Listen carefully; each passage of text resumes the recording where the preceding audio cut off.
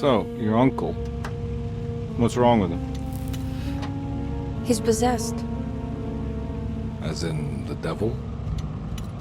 Something like that. He says a dark man is following him, watching him at all times. What do you make of it? It's nonsense, of course. But I'd be lying if I said it didn't bother me. You see, it runs in my family. Possession? No, Detective. Deteriorating melancholy. Practically every member of the Hartwood family is driven mad before they grow old.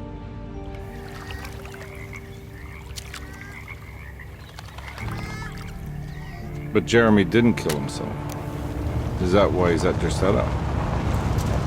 Despite being convinced that he is truly possessed, he decided to put his last chips on Dr. Gray and his psychoanalysis, figuring he might stumble upon some cure.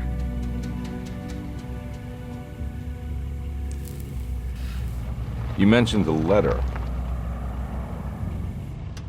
I received a disturbing letter from Jeremy accusing the staff and all the other patients of being involved in some cult. And now they are also out to get him. Could it be real? Or is it all just in his head? It's a story he tells himself, Mr. Carnby. Anything to avoid the truth. Which is? That we're all terribly insignificant. That people mean so very little to one another. That there is no one out to get Jeremy Hartwood because he isn't worth getting. Here we are.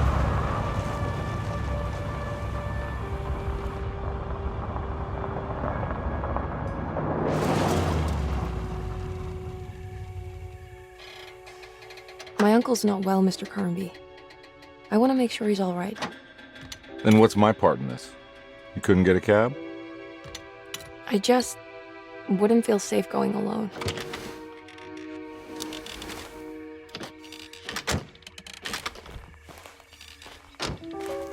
Did you bring a gun?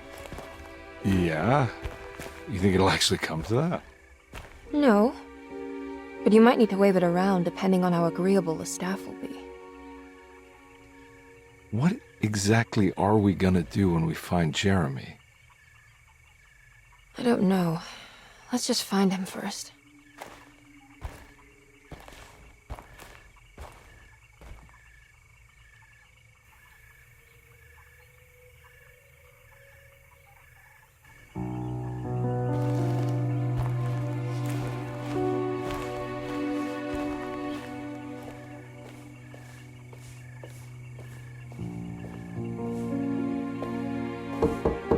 Hello? Hello? Looks abandoned. It can't be. There has to be someone around. Wait here. I'll go around back.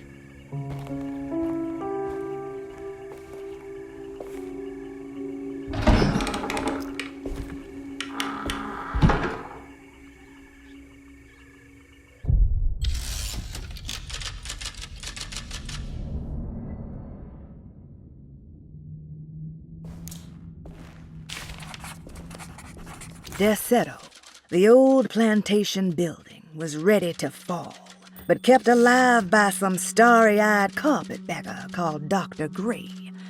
Seeing how the staff couldn't even be bothered with answering the door, Detective Carnby figured they would just head inside and grab Jeremy. He just needed to open the front door for Emily first, so she could talk to her uncle.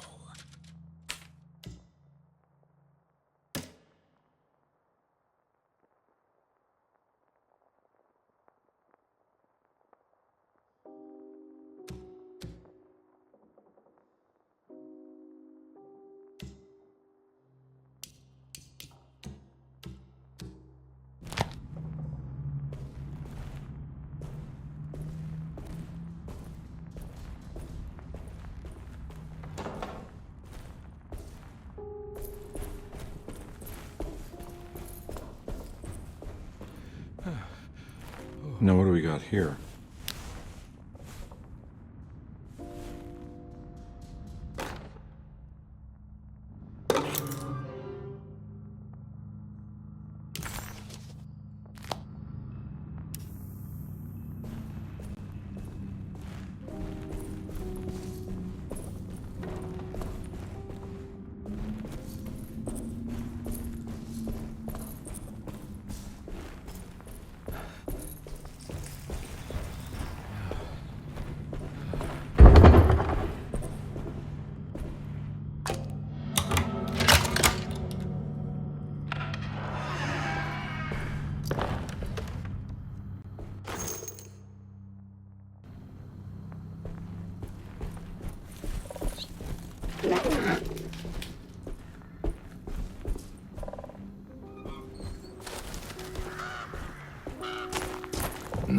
I'm not getting in there.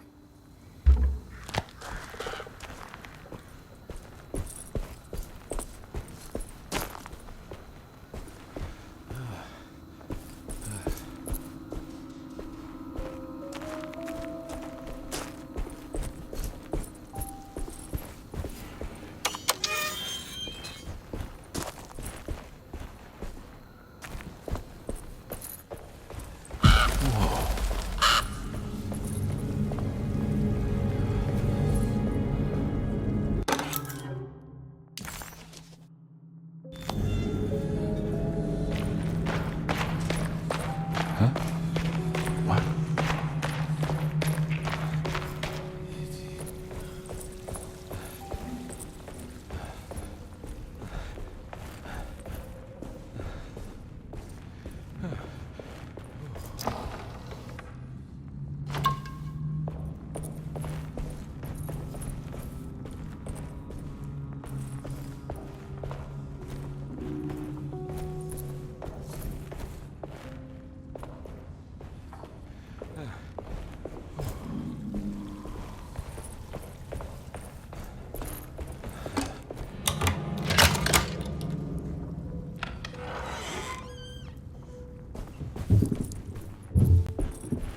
Don't mind if I do.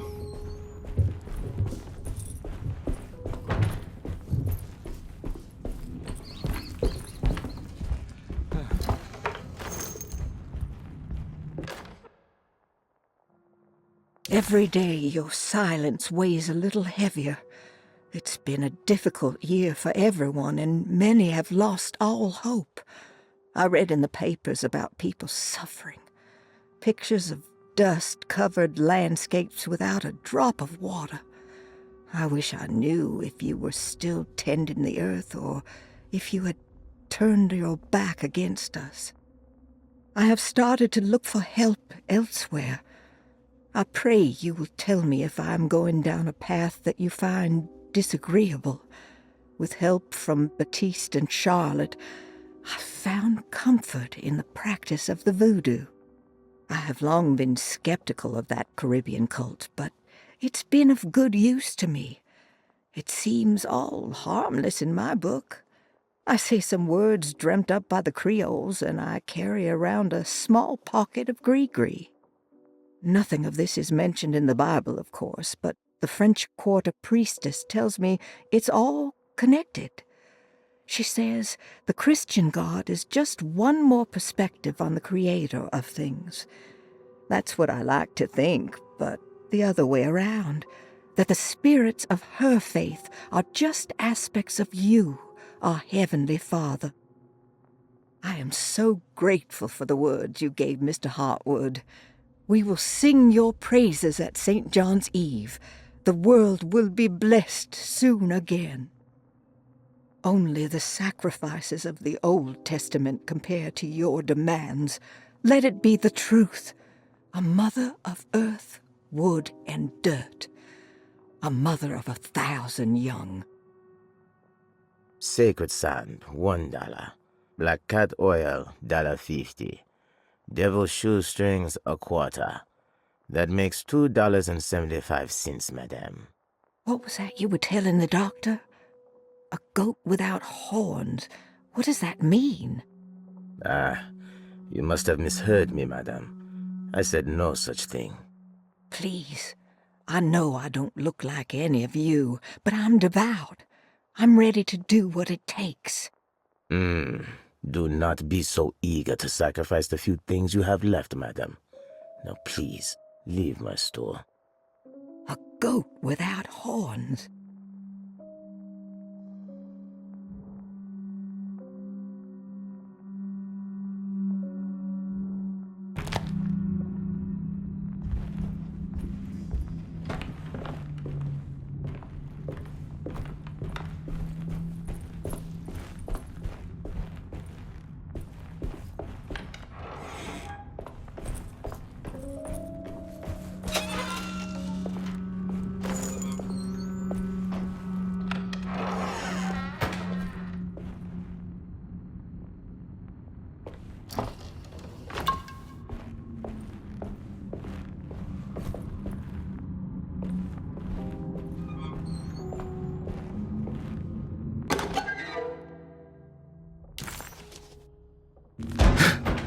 was that?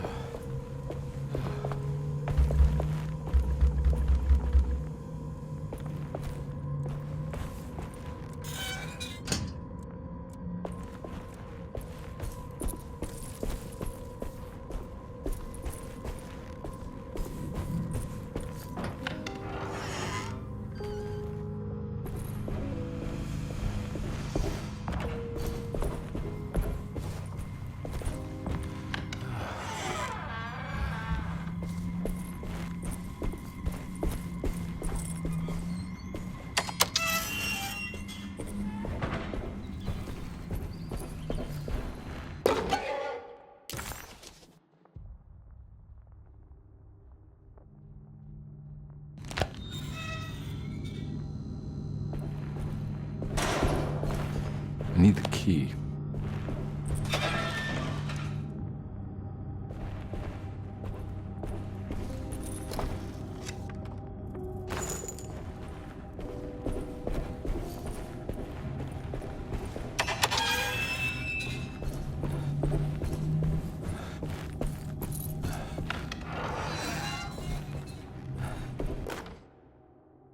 Please do not touch the boiler. It is working after all. While the sabotage has caused a leak, only the decorative plate has been completely ruined. Let's wait for Mr. Chance to turn up and he can take a look at the leak. Mr. Waits.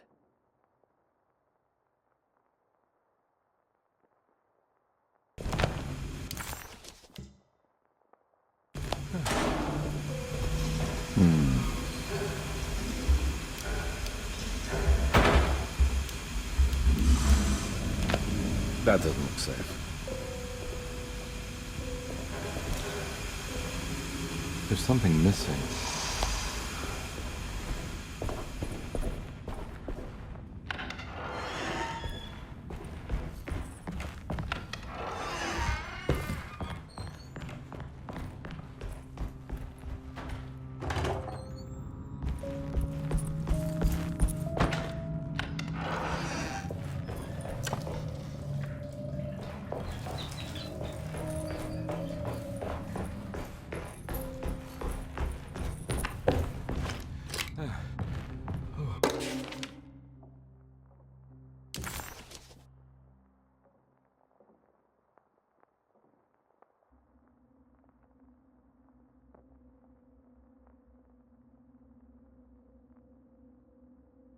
Hey.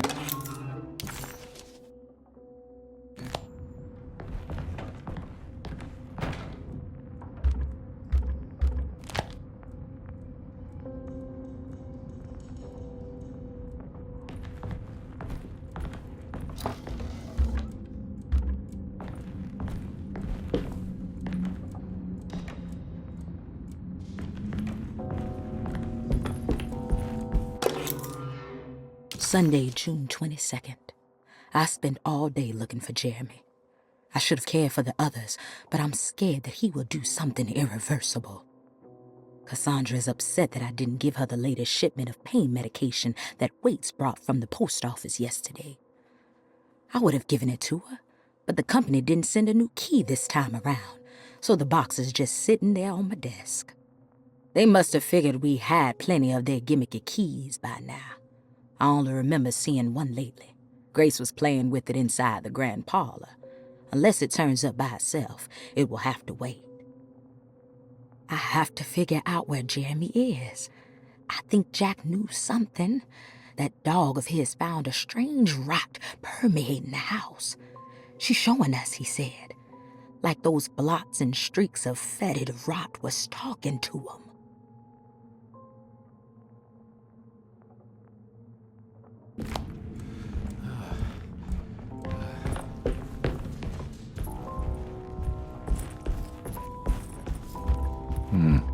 I need the key.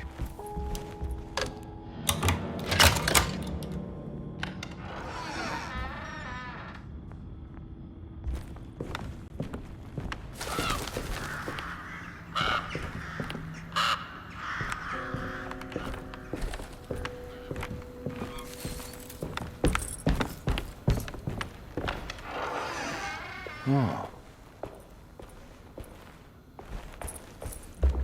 I need the key.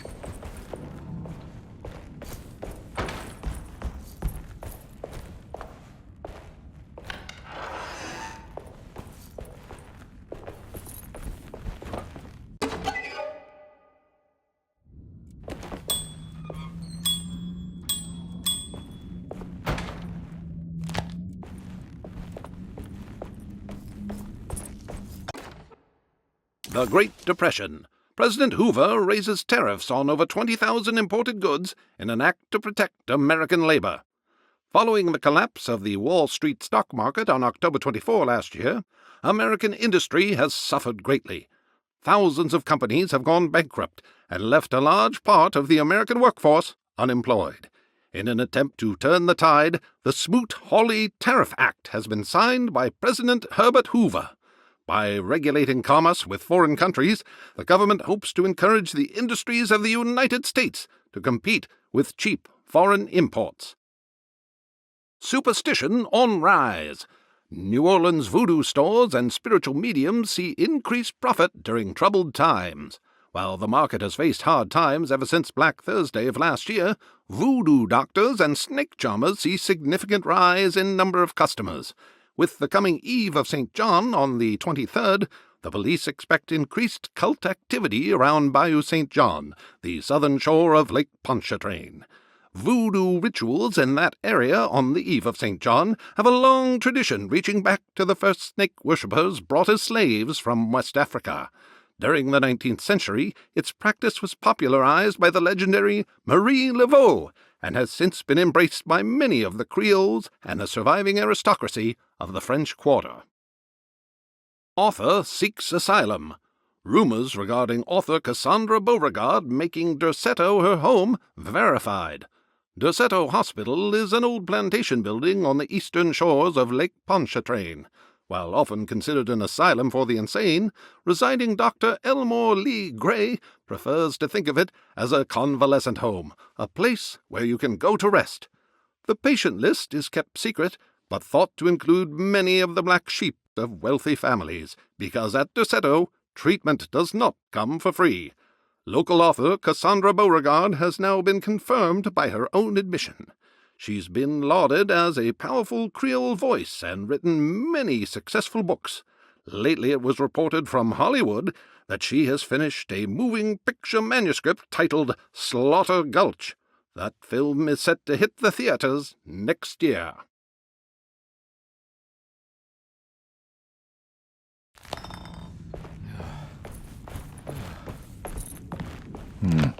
I need the key.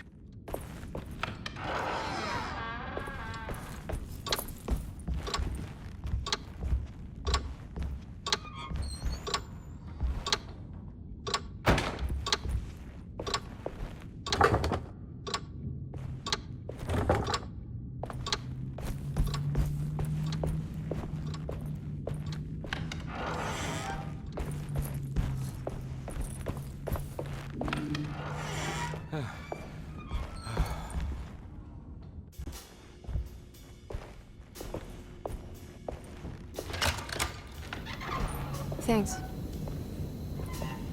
What are you doing? Who are you? Whoa, pardon me, excuse me. My name is Edward Carnby, private investigator. I hope you don't mind we let ourselves inside.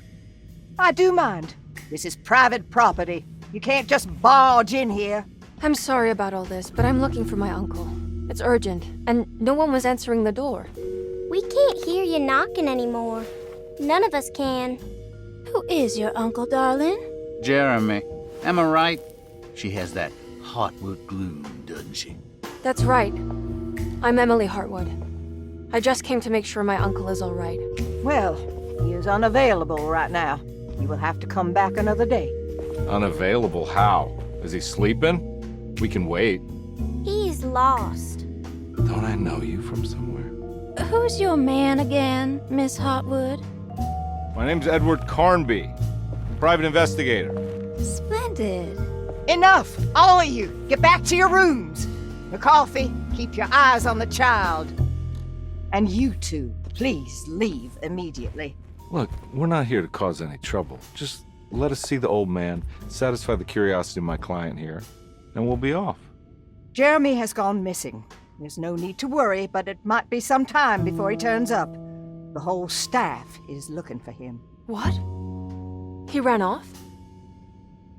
I don't have time for any of this. Please, come back tomorrow. All right, in that case, we'll just wait in his room. You don't mind, do you? It's upstairs, right? Wait, you can't. Don't worry, we'll be discreet. In the corridor. It's the first door on your left. I'll tell Dr. Gray you're here.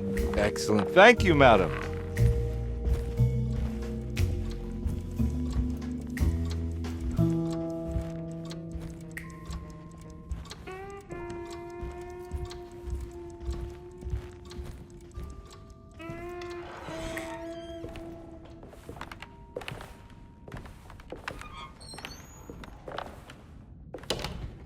All right, here we are. Let's look around. See if we can dig up any clues.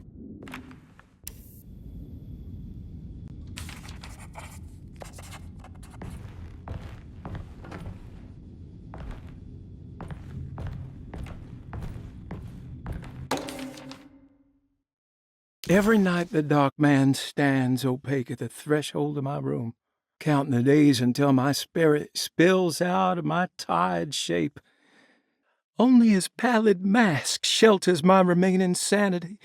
Staring directly into the face of that demonic sultan would surely sunder time itself.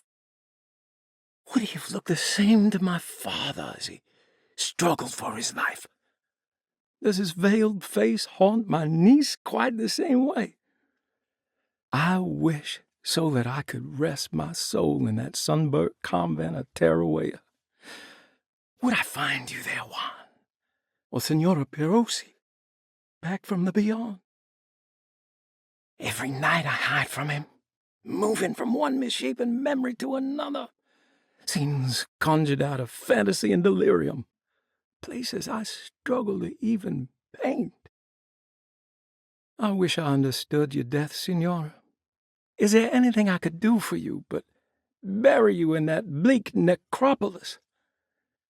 That triumphant chapel rising above the ledges and the oven vaults shall be your sepulchre, where you may rest, and I shall weep.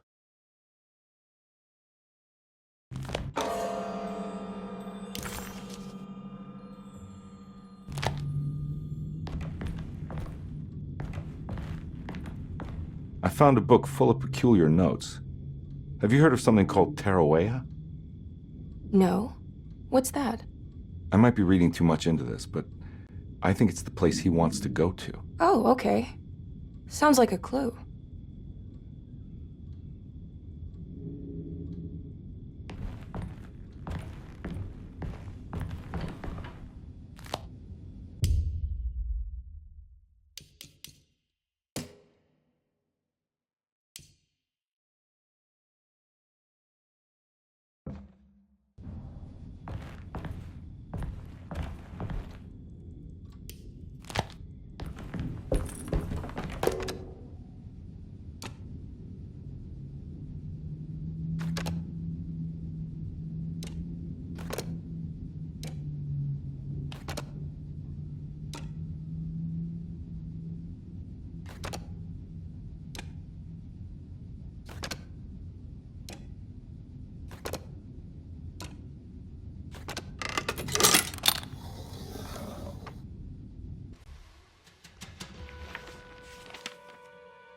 Hey, you know anything about this? Looks like some sort of talisman.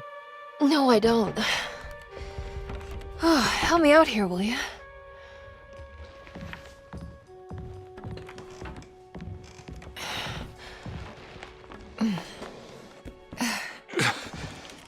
I would kill the guy, throw some of this stuff out. I'd be crazy too if I had this much junk lying around.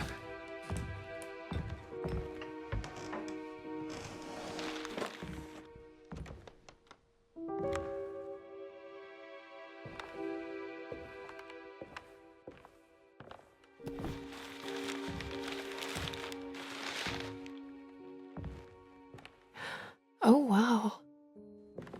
That's striking. I want to save this one.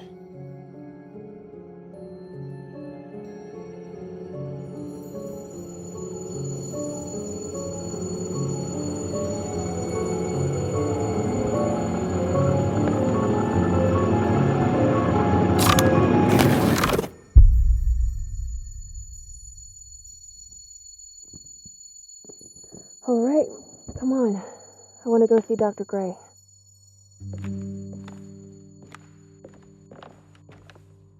Come on, let's go. Yeah, I'm coming.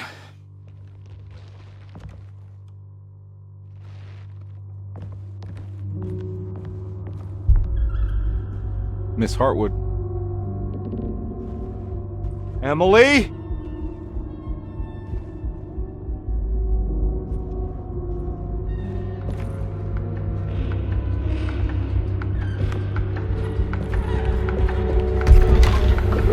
What the hell is going on? Where am I?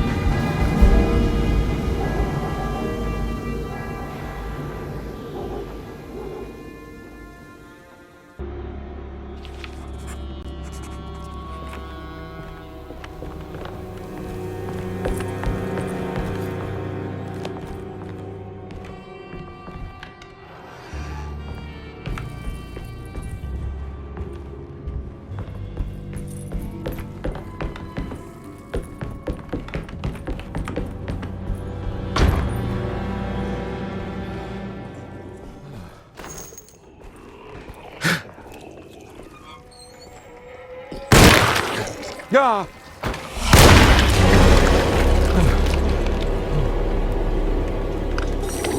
Ah! Christ, what the hell was that?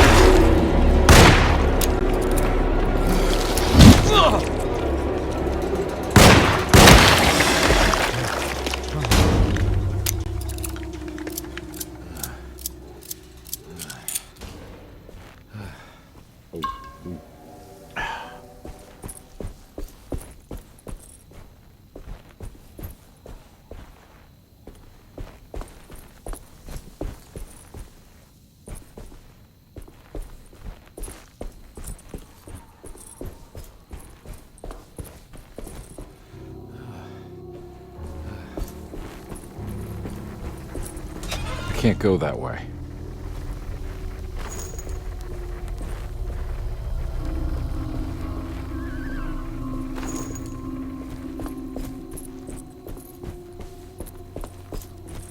What the hell is going on?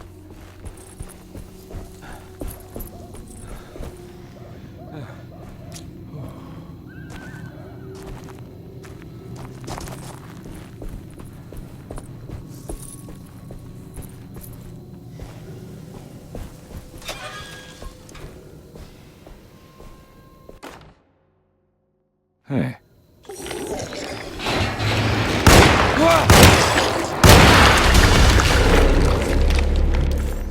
Detect.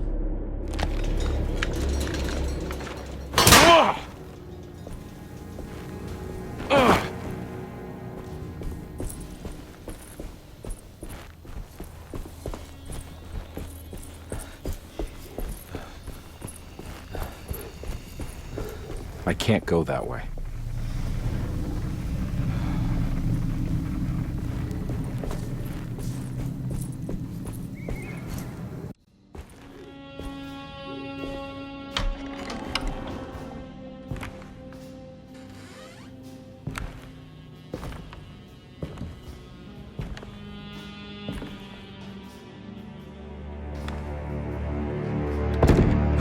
Don't let them get inside, Compare. They're not the good kind. Are you... Is this your store? There are no owners here. We both strangers in Jeremy's story. Jeremy did this. How? The pact with the dog man. Jeremy warned us, but we didn't think much of it. I'm Detective Edward Carnby. I was hired by Jeremy's niece to find him. Oh, yeah? How much she paying you? $150. She's sure getting her money's worth tonight. Are you a thinking man, Compare? No, not if I can help it. You know, I think Jeremy's hiding in a way we can't find him. He has this juju necklace that guides him. The talisman? That's right. It's some magic charm he got from Miss Jackson down the street. The voodoo priestess? You know surprising things, compadre. Yeah, the Mama Loa. Here, take the key. I locked the gate to save her place from all the ghouls and goblins getting inside. Maybe if you go there, you can find some clues to show you the way. Thanks. I'll have a look.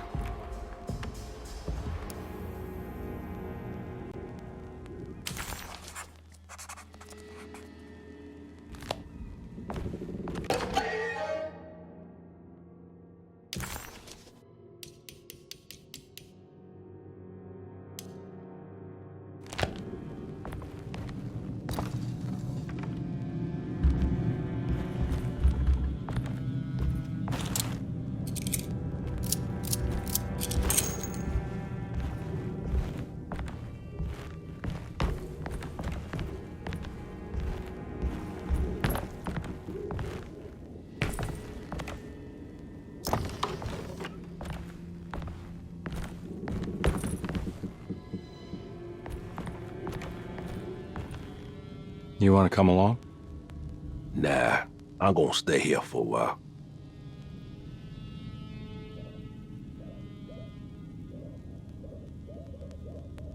Anything I can do for... Sorry, I didn't catch your name. Baptiste, just tell my sister Lottie I'm alright if you see her.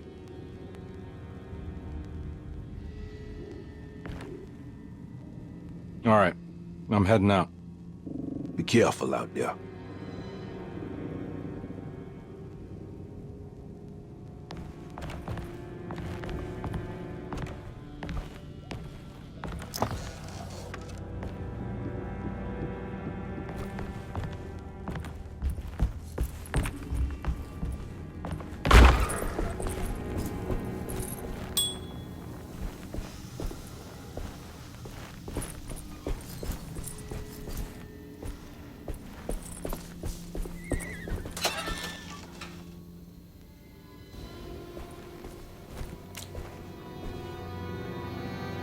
What?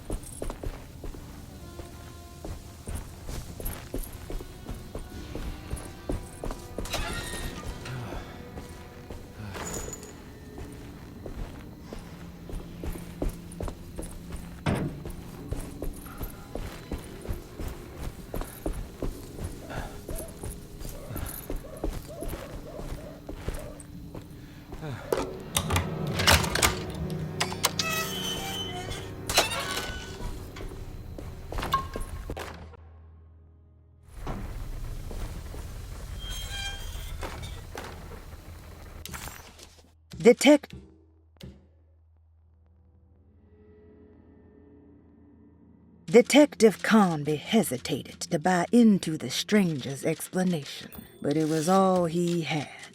Baptiste, this mountain of a man, seemed to suggest that this other world they had been pulled into was built from Jeremy's scattered memories. It sounded crazy to him, but Conby couldn't exactly deny the situation he found himself in. Baptiste believed Jeremy was able to move freely between worlds using a talisman he got from Miss Jackson, a voodoo witch doctor that made a good living from alleviating the rich from their ailments and their money. In hope to find Jeremy, or a way back to Deseto, Conby set out to investigate Miss Jackson's place.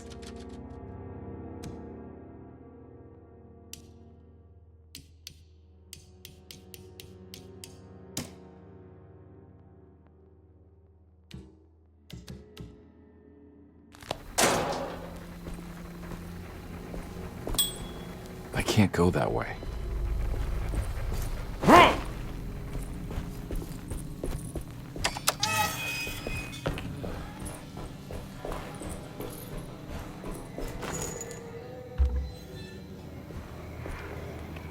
Oh.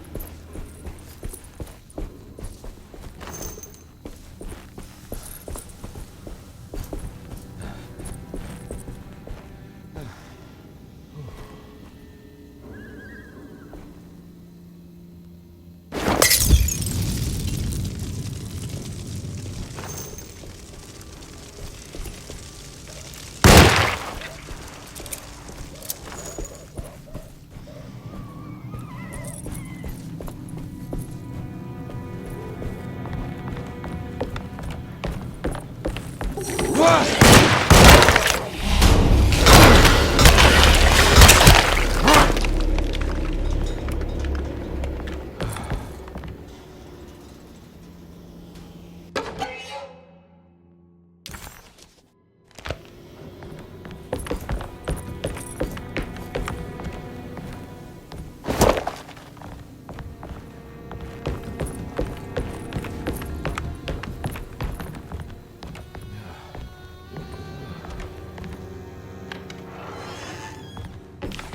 I recognize this place. It's Miss Jackson's seance parlor. Let's see if she's got any information on Jeremy. He recognized this place. It was Miss Jackson's seance room. Jeremy had gone missing. The housekeeper said the staff at Derceto was looking for him, and that Detective Conby and Emily should come back tomorrow.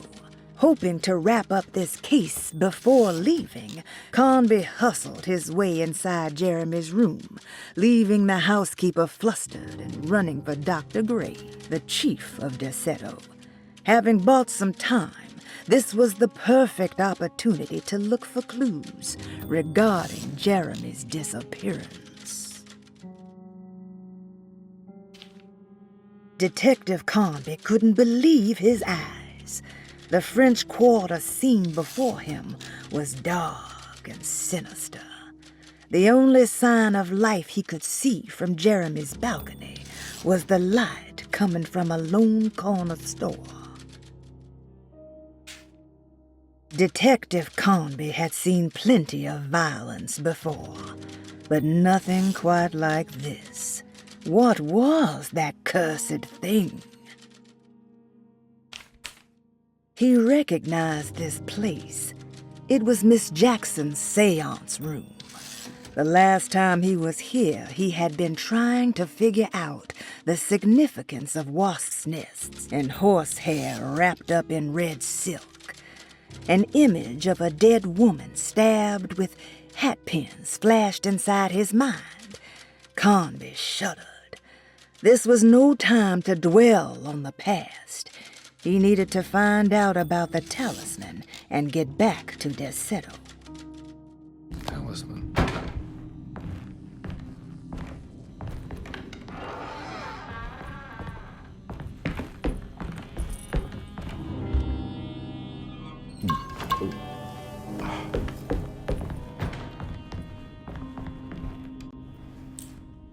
It's the talisman, like the one in the painting.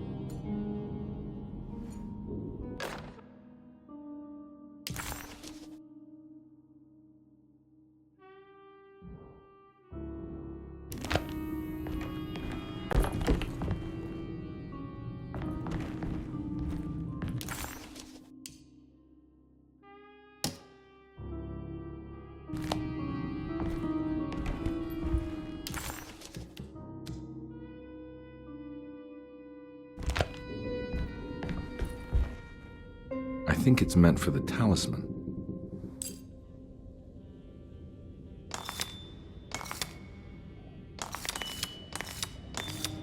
think it needs numbers, like coordinates. Maybe there's something in Jeremy's notes.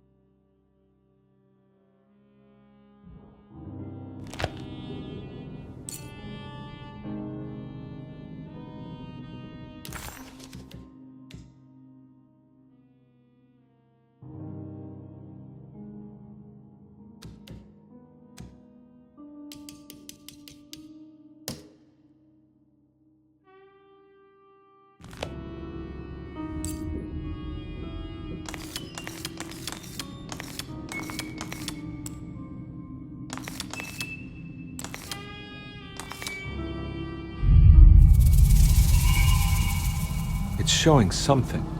A place? Where is that?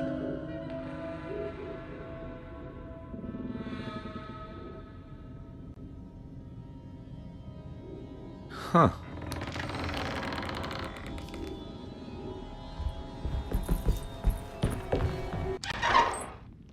Detective, I was wondering when you were going to show up.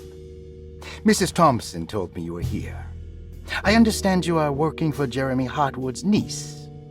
Yeah, I guess so. I mean, you're not wrong. We came here for her uncle. I just didn't expect... I didn't expect this. You are Dr. Gray, right? That's right. You don't happen to have some identification, Detective. I'm not keen on having strangers prying into my business. Oh, Detective Edward Carnby, Decatur Street, New Orleans. Enjoying the Vieux Carré, Detective? Those old French quarters, the voodoo people, the gangsters.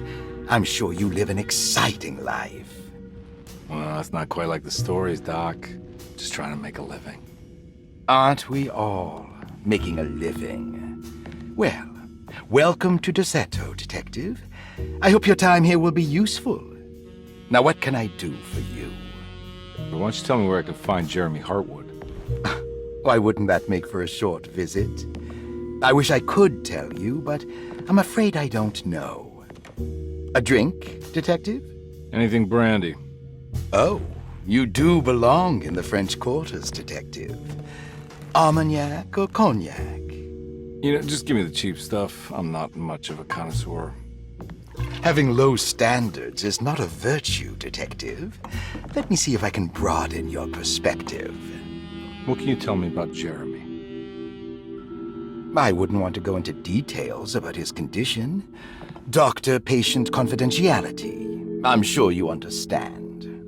Sure, but he is crazy, and he's gone missing. Why? Here, try this. Ooh, it's good. Got a bite? It's called a sidecar. The trick is not to be afraid of the tartness of the lemon. And for goodness sake, don't overdo the triple sec. Okay, what can you tell me about Jeremy? Well, let me think. He is an anxious man, constantly worried about events not presenting themselves according to his model of predestination. He complains about things not being carried out in the right order, and that some things simply shouldn't be. Is any of this helpful to you? Not really. I was hoping for some direction where to look next. I'm sorry. I have nothing for you then. You should talk to my orderlies. They have been looking for him for a while now. I'm sure they would appreciate your help. Yeah, I ran into Batiste earlier. Come to think of it, he might have given me a lead. Oh, excellent. So your investigation is already underway. I'm gonna go, but I'm sure we'll meet again. Looking forward to it. Safe returns.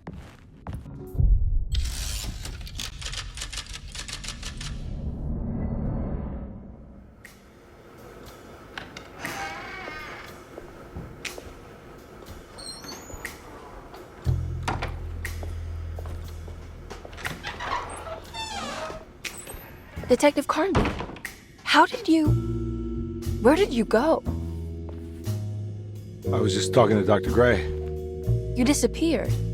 No, it's not what you think. Have you found anything strange going on here? Yes. Everyone is being incredibly evasive and I can't figure out why. No, I mean something you can't explain. Paranormal, even. Detective, I really need you to get yourself together. I can't do this alone. Forget it. I'll figure it out. Do you want to come see Dr. Gray? No, I want to try something. With this talisman, I think I can follow Jeremy to the place he mentioned in the book. What was the name? Do you remember something Spanish? Tarawea. Yeah, that's where I need to go. Detective, are you gonna be all right? Yeah, of course. Go talk to Dr. Gray. We'll rendezvous later.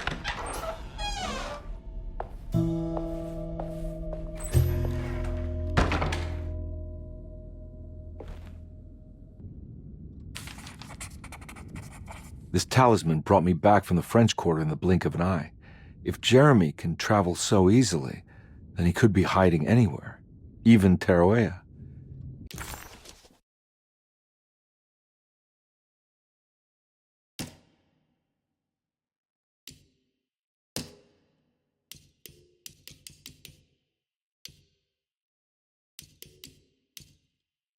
While Detective Carnby was grateful to be back at Derceto, he was eager to test his hypothesis.